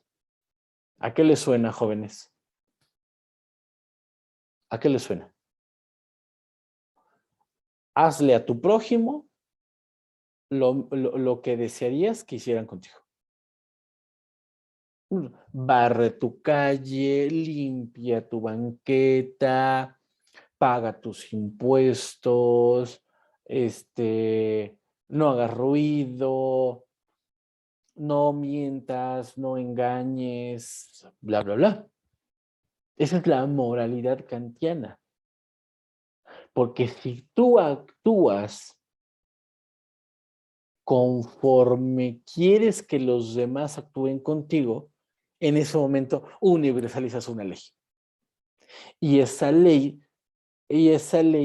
se vuelve el pivote de esta razón práctica, de este no a priori que no necesariamente es empírico. Dices, chale, Kant, o sea, tanto que estuviste con esto, con aquello para llegar a, no sé usted gandalla con el otro, ¿no?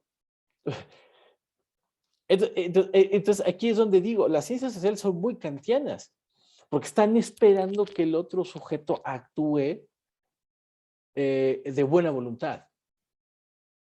Uh-huh. La economía se sustenta que para establecer precios, quien oferte, pues tenga una demanda, y quien demanda, pues tenga una oferta, ¿no? Hay un sentido kantiano del otro, ¿no? La política pública es kantiana. Ay, mira, sabemos que no les vamos a resolver todos los problemas a los estudiantes, pero mira, si les damos una pinche tabletita fea, mira, ya que no estén fregando, órale, dales una computadora, para que no estén fregando, órale. Ya, no les podemos dar más. Es lo que hay.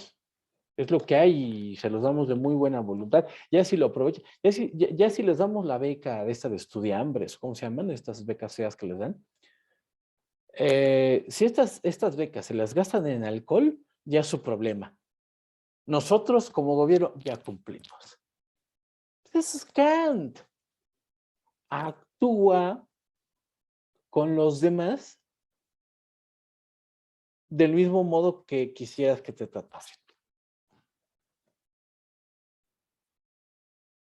Uh-huh. Ahora bien, este imperativo, esta norma, esta ley, no es lo mismo que el imperativo hipotético, cuya característica es obedecer condicionalmente. A ver,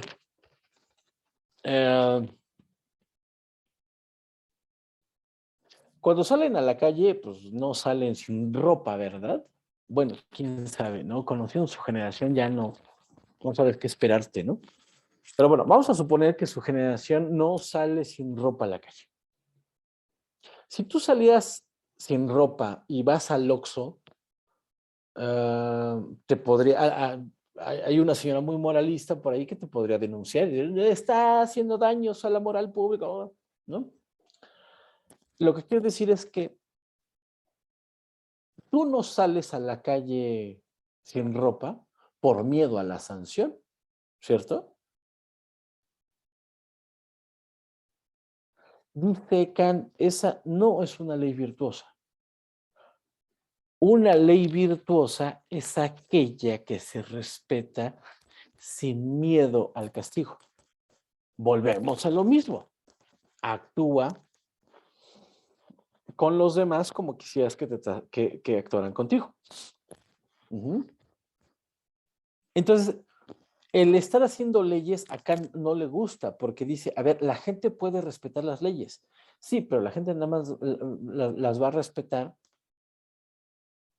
por alejarse de una sanción. Yo a veces lo digo con los alumnos. ¿Por qué los alumnos dizque entran al Zoom? ¿Por qué los alumnos dizque no les sirve su cámara?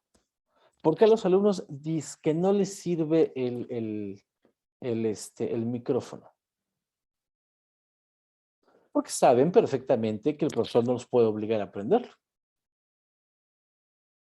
Y hacen acto de presencia porque piensan que esto es el catecismo y que yo paso lista y que a los que no vea yo en la lista los repruebo.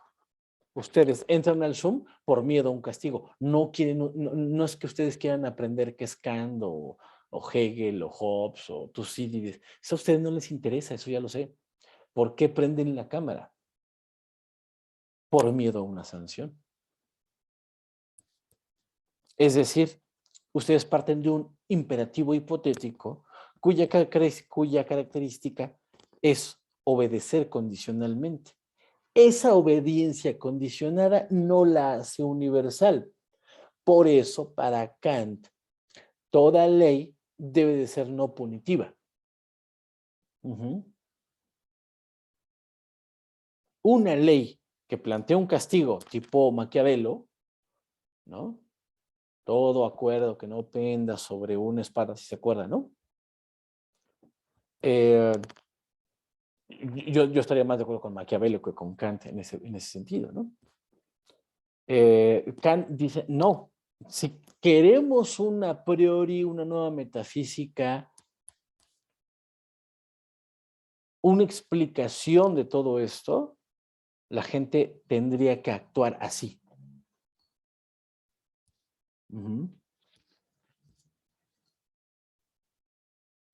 A ver, señores, si una ley es universal, o sea, si la ley universal a priori es una ley moral, obviamente universal, ¿cómo generas que esa ley moral universal tenga libre voluntad? O sea, libre albedrío. No sé si, yo creo que sí saben muy bien, ¿no? ¿Qué es el libre albedrío, no? ¿Qué te dicen tus papás cuando tienes 18 años y te vas a vivir a Lerma, no? Porque vas a estudiar política pública. Uf, ay, perdón, señor Maduro. Te dice tu papá, a ver, chamaco, ya tienes el libre albedrío, ¿eh? Yo no te voy a andar cuidando, ni tú ya estás grandecito, ya tienes 18 años, ya tienes libre albedrío. Ahí sabes, ahí tú sabes muy bien qué haces con tu libertad, ¿no? A algunos de ustedes les pudieron haber dicho eso, ¿no?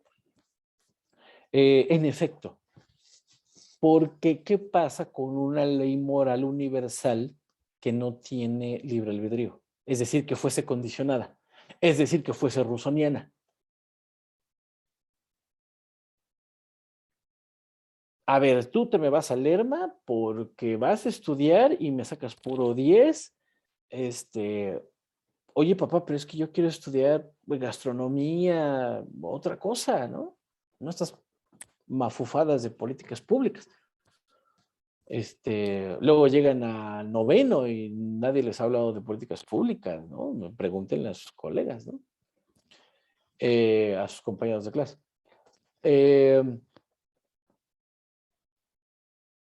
entonces, quiero que se den cuenta que el obligar a una persona a respetar una ley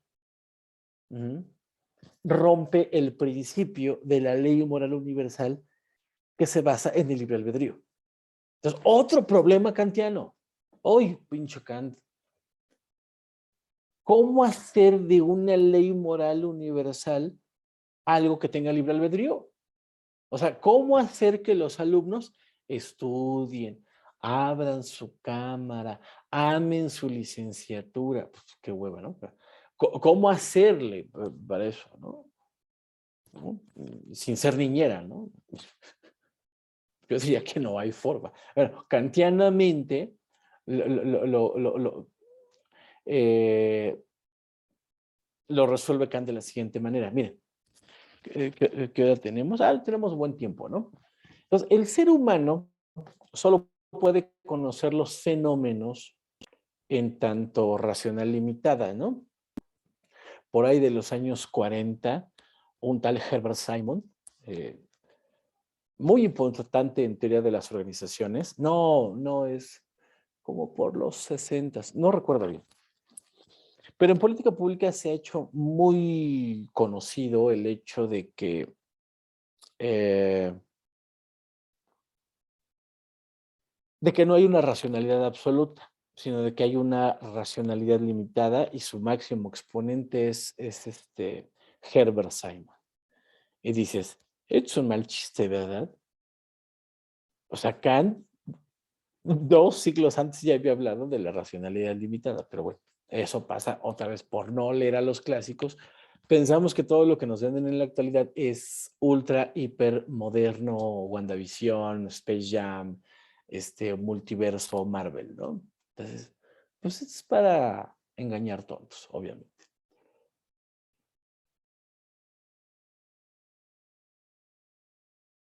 Al ser el acceso a la razón pura, como hemos dicho, es imposible. Entendemos que el ser humano tiene un conocimiento limitado de los fenómenos. Eso otra vez, dice Kant, hace fiable, es decir, hace falseable a la ciencia, al conocimiento científico. ¿Por qué decimos que el conocimiento científico es la neta del planeta, es la piedra filosofal, es el hecho inmaculado que no se debe de cuestionar? Si la racionalidad es limitada, ¿me pueden ustedes explicar?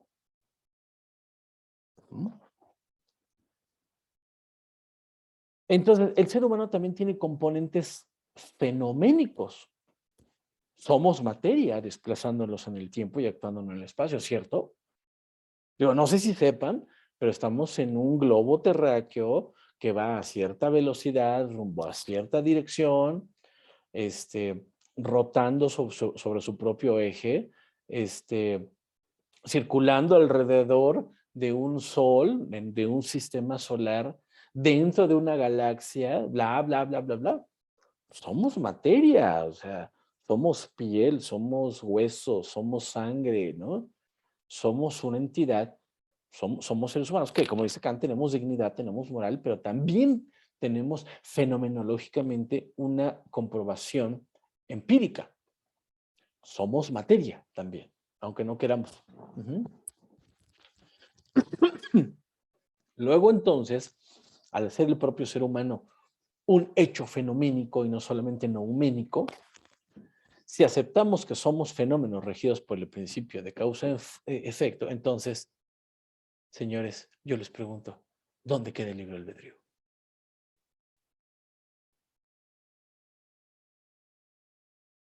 ¿Dónde está el libre albedrío?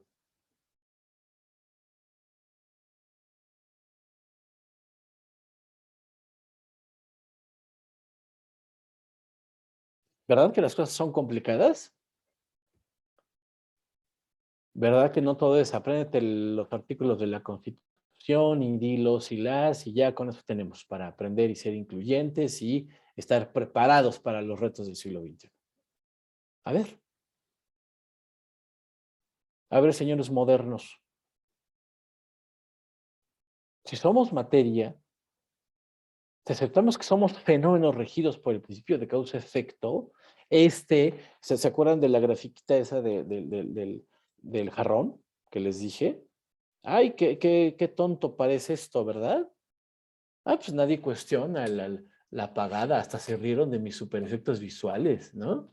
Ay, mira qué tonto el profesor, prende y apaga cree que somos tontos, ¿no? Prende y apaga su lámpara para ejemplificar la relación causa-efecto que pone en la pantalla. Pinche profesor payaso, ¿no? Bueno, esto que les parecía muy simple,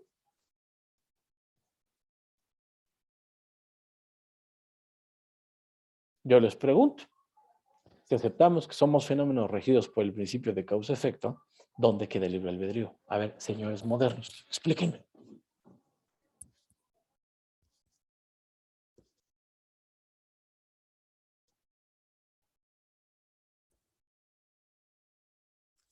A ver, luego entonces, el hecho moral permite juzgar lo bueno y lo malo, diferenciar lo bueno y lo malo, ¿no? Lo cual permite la existencia o posibilidad de libre albedrío. ¿Sí? Solamente con la moral, otra vez la moral como ese ingrediente que le falta a tu fórmula.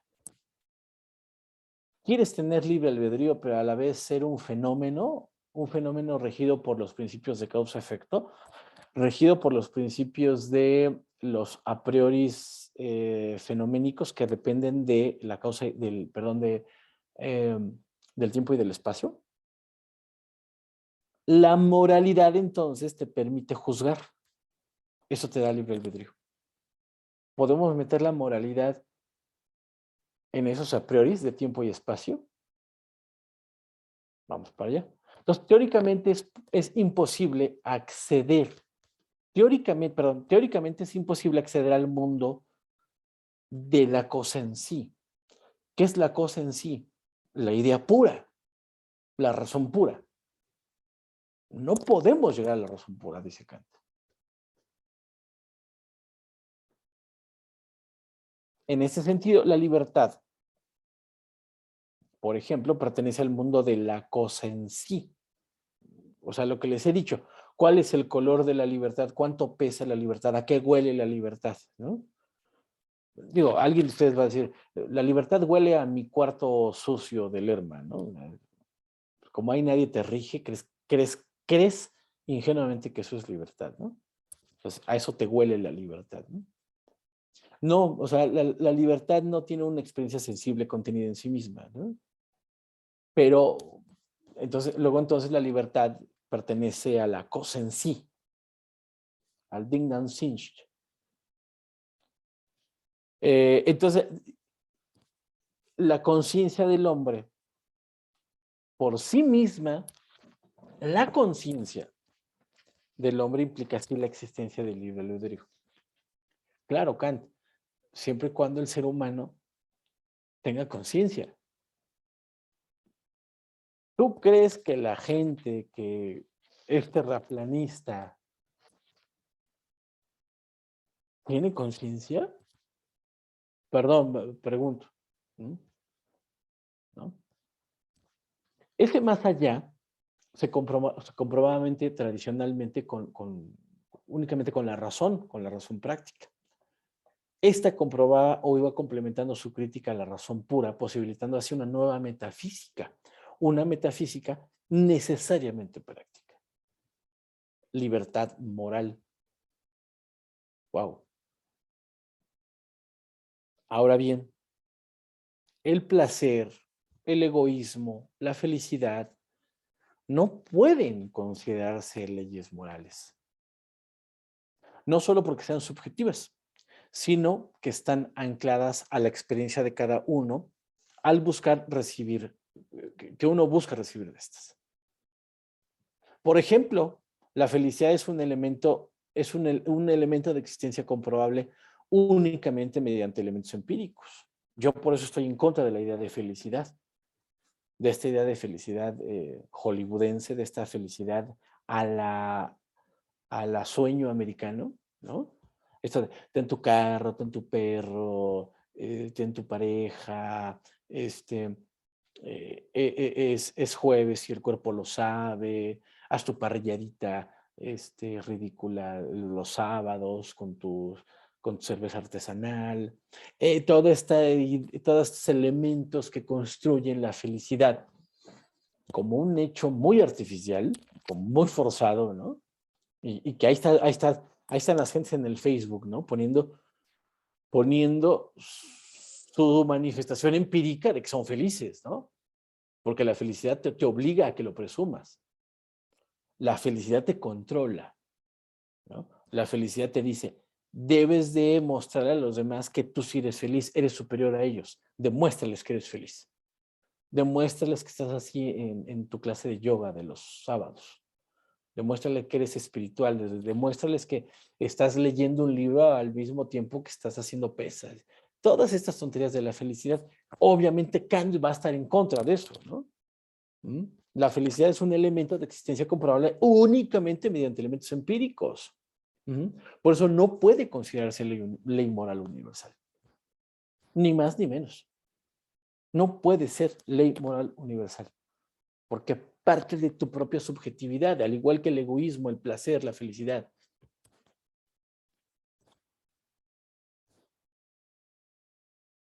Y aquí diferenciamos del derecho, que es el respeto al deber, la obligación moral. Kant va a estar en contra de todas estas leyes, por así decirlo, punitivas, por todas aquellas leyes que te digan, si no barres la calle, si no barres tu patio, te sanciono. Él va a estar en contra de este tipo de castigos a través del derecho. Porque justamente no le parece que sean una obligación moral.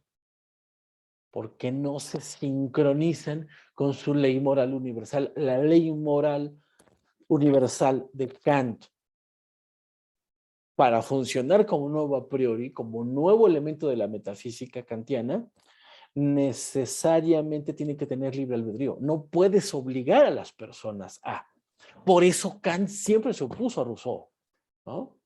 Y funda los derechos humanos. Dice, no, la voluntad general rousseauiana no puede imponerse a una sola persona, porque esa persona tiene moralidad, tiene dignidad. Muy complejo esto. De ahí viene toda la idea de derechos civiles, de ahí viene toda la idea de derechos políticos, de ahí viene toda la idea de derechos humanos. Y se me están durmiendo en la clase. Es para encabronarse, obviamente, ¿no? Para mandarlos al diablo, pero bueno, ya.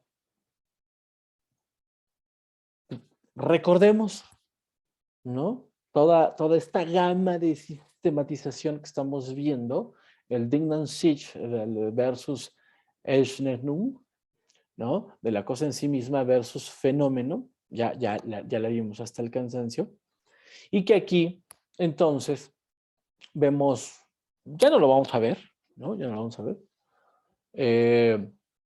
pero sí solamente quisiera destacar algunos elementos de Kant, ¿no? Porque, vean, bueno, perdón, antes de Kant, vean a Rousseau, aquí vámonos a la parte superior del medio, donde para Rousseau el derecho implica justicia legal, una obediencia a las leyes que él mismo creó. Si se acuerdan que lo dijimos, ¿no? ¿Por qué con Rousseau la gente respeta las leyes? Porque vía el pacto social, vía la voluntad general, las personas participaron en la discusión de cuáles iban a ser las reglas. Por eso la gente las respeta, porque ellas mismas las crearon. Entonces, esta idea de parlamento abierto, esta idea de hacer más vinculantes, más asociativos con la sociedad civil las leyes, es muy importante. Es muy rousseauiano. Dice Rousseau, sí, pero en términos estrictos, este sería un moral imperativo categórico. Un imperativo categórico moral.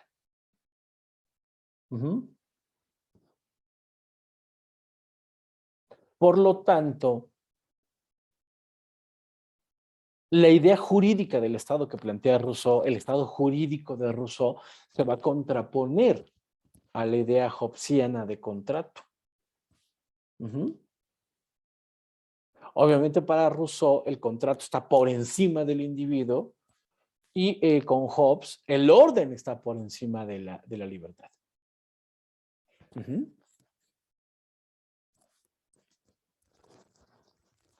Bien, sin embargo, aquí podemos ver, vemos lo que vimos hace rato, ¿no? Un tipo de eventos analíticos, dialécticos, aplicados. Lógicos son la ciencia de las leyes del entendimiento, la lógica, lo que es lógico para Kant. Va a ser aplicada cuando haya condiciones subjetivas y empíricas, una idea pura que tiene como único objeto los principios a priori, independientemente de si es trascendental o empírico. Y aquí lo que más me interesa es la parte de lo analítico y lo dialéctico, ya lo hemos visto en las anteriores láminas, ¿no? Lo analítico entendido como los elementos de conocimiento puro del entendimiento y de los principios, donde se descompone todo entendimiento conscientes puros y no empíricos. Y aquí algo muy importante, la dialéctica, que va a ser un punto donde se va a engarzar Hegel más adelante. Es el hecho de que la lógica de la apariencia, el acuerdo, la ley, o sea, la comunidad ideal, se asocia claramente de la obligación moral de respetar el derecho. Sí, pero aquí Kant lo que va a decir es, cuando ustedes estudien Kant, se van a dar cuenta de los imperativos categóricos y de los imperativos hipotéticos. Uh-huh. El imperativo hipotético es el derecho como lo conocemos habitualmente, ¿no? Si, vuelvo al mismo ejemplo tonto, ¿no? Si tú sales al Oxxo a comprar 100 ropa, pues hay un marco normativo, hay un código civil que te dice, no te manches de mole, o sea, no te pases de listo, ¿no? Te haces acreedor a una sanción. O sea, tú obedeces una ley porque hay miedo al castigo. Eso hace a la obediencia no virtuosa, dice Kant. Uh-huh. Ese es el imperativo categórico. Obviamente el imperativo, perdón, ese es el imperativo hipotético. ¿Por qué hipotético, jóvenes? Porque como ustedes ya deberían de saber, toda hipótesis se basa de un si X entonces Y, ¿no? Si yo arrojo esta pluma, esta se cae y emite un sonido, ¿no? Si X entonces Y. Si me le declaro a Juanita, hay 80% de posibilidades que me diga que sí.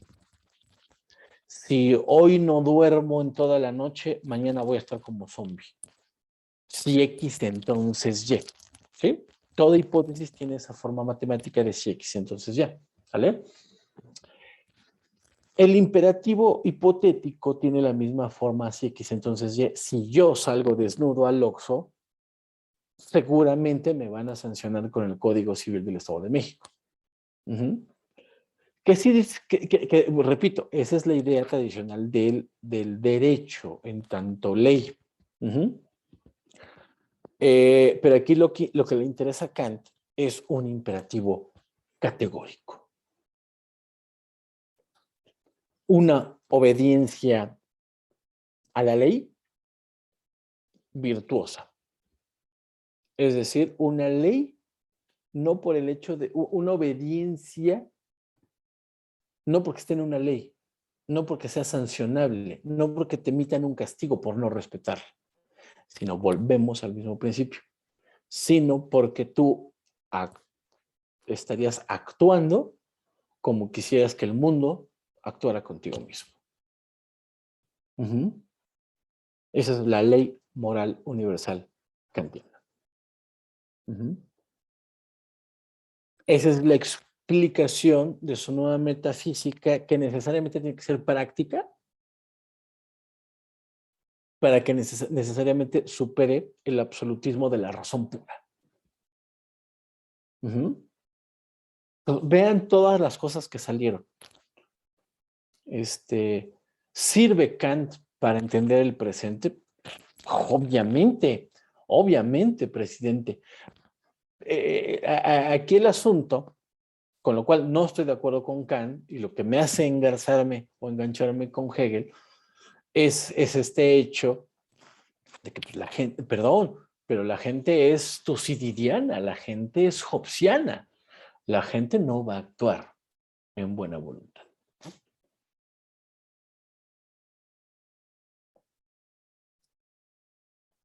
La gente, si va comiendo sus papitas, sus sabritas, y las puede tirar su empaque en la puerta de tu casa por X o Y razones, porque no hay luz, porque no se ve gente, bla, bla, bla, lo va a hacer.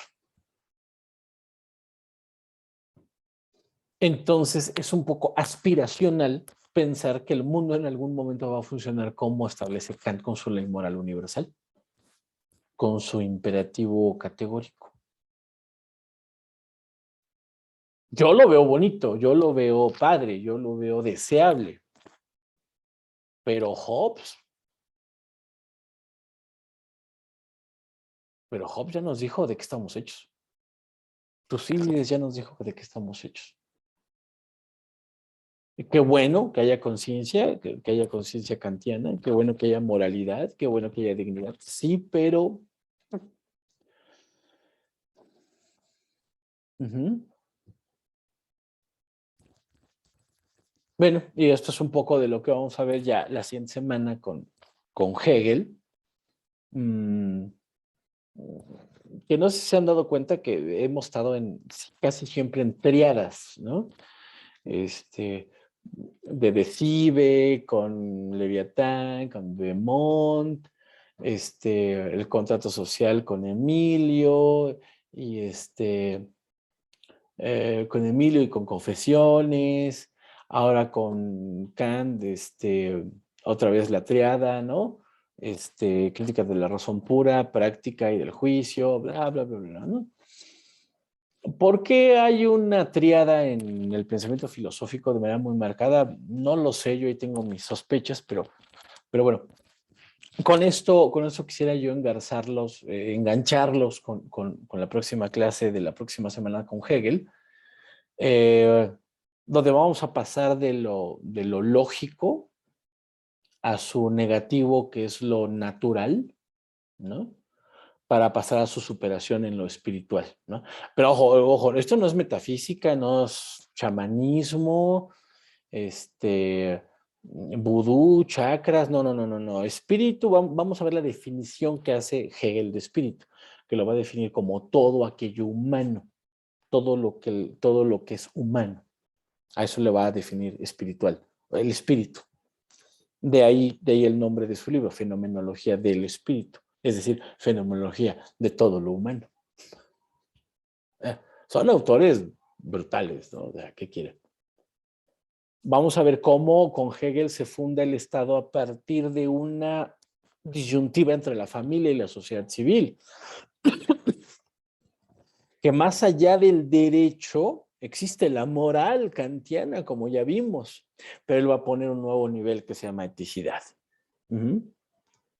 Va a plantear este dilema entre lo subjetivo y lo objetivo y lo va a llevar al punto de lo absoluto. Sí, existen absolutos.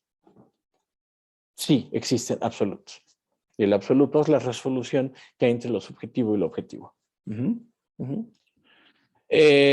Más allá del pensamiento y del objeto, más allá de la libertad, más allá de la razón, la relación entre ambos crea una síntesis en tanto sujetos, y esto lo vamos a llamar Estado. El Estado de veras, no esa payasada que les enseñaron en la primaria y que aquí en el primer video se pusieron a repetir, de Estado es territorio, población, no sé qué, esas son tonterías de primaria. ¿Vale? Y lo que les decía hace rato, para ser hombres, para ser humanos, hombres en el sentido genérico, o sea, considerando hembras y machos, mujeres y hombres, para ser hombres, para ser humanos, se necesitan conceptos. Y yo estaría de acuerdo. ¿Sale? Bueno, esto ya se los había pasado ahí en el tablón del Classroom. Obviamente no lo pelaron, ¿no? Pero bueno, si algún despistado, alguna despistada quiere entrar a estas películas, pues ahí luego las platicamos. Bueno, son mis apuntes, ¿no? Bueno, pues muchísimas gracias. No sé si alguien tenga alguna duda. Con esto finalizaríamos nuestra sesión de El genio de Königsberg, ¿no? Bueno, mira, ya hay 10 personas. Órale. Bueno, muy bien. No se pierdan el horóscopo ahí en sus programas matutinos. Que tengan buen día. Hasta luego.